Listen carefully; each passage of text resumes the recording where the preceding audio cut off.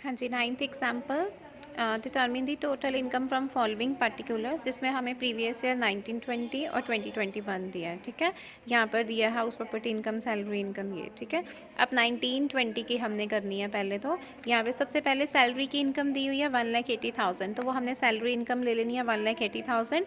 उसके बाद हमारे पास हाउस प्रॉपर्टी की इनकम दी है 20,000, और उसके अलावा हमें ये डेप्रिसिएशन कैपिटल गेन इनकम हुई है 10,000 की, वो ले ली है, और इनकम फ्रॉम अदर सोर्सेज हुए हैं 20,000 की, वो ले ली।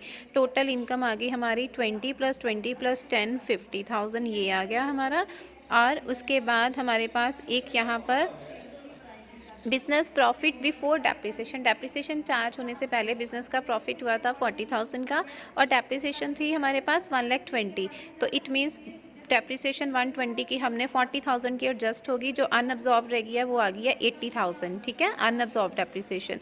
टोटल इनकम 50,000 थी। अब जो अनअब्जॉर्ब डेप्रिसिएशन थी 80,000, वो हमने एडजस्ट करनी, सेट ऑफ कर सकते हैं। 80,000 80 में से 50,000 तो हमारा एडजस्ट हो गया, बाकी जो बचा 30,000 अनअब्जॉर्ब का, वो हमारा क्या हो गया, कैरी फॉरवर्ड हो गया। तो टोटल इनकम हमारी कितनी आई 1,80,000, और 30,000 की हमारी क्या हो गई है, कैरी फॉरवर्ड हो गया अनअब्जॉर्ब डेप्रिसिएशन। ठीक है,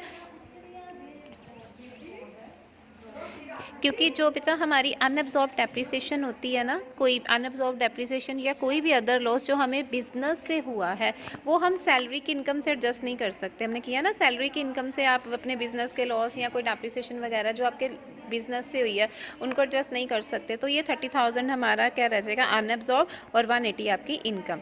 अब नेक्स्ट आता है 2021 की, सेम ऐसे ही सैलरी ले लो 1,90,000 है, हाउस प्रॉपर्टी की इनकम है 20,000, कैपिटल गेन उनके पास नहीं है, इनकम फ्रॉम अदर सोर्सेज है 40,000, तो वो 20 + 40 60,000 आ गया।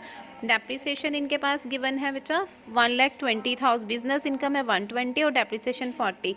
अब 120 की इनकम में से डेप्रिसिएशन एडजस्ट हो गया, कितना रह गया, 20,000 रह गया, जो हमारा एडजस्ट नहीं हुआ है। तो वो 20,000 एडजस्ट करना है, प्लस पिछला हमने कितना एडजस्ट करना है, 30,000 और 1,40,000, तो वो कितना आ गया हमारे पास, 1,00,000। डेप्रिसिएशन जो आई है करंट की 1,70,000, तो टोटल कितना था हमारे पास, अनअब्जॉर्ब डेप्रिसिएशन थी पिछली 50,000 की थी, 30,000 की थी, और कितनी थी इस साल की, कितनी थी, 20,000। तो 30 + 20 जो 50,000 की डेप्रिसिएशन थी वो हमने एडजस्ट कर ली।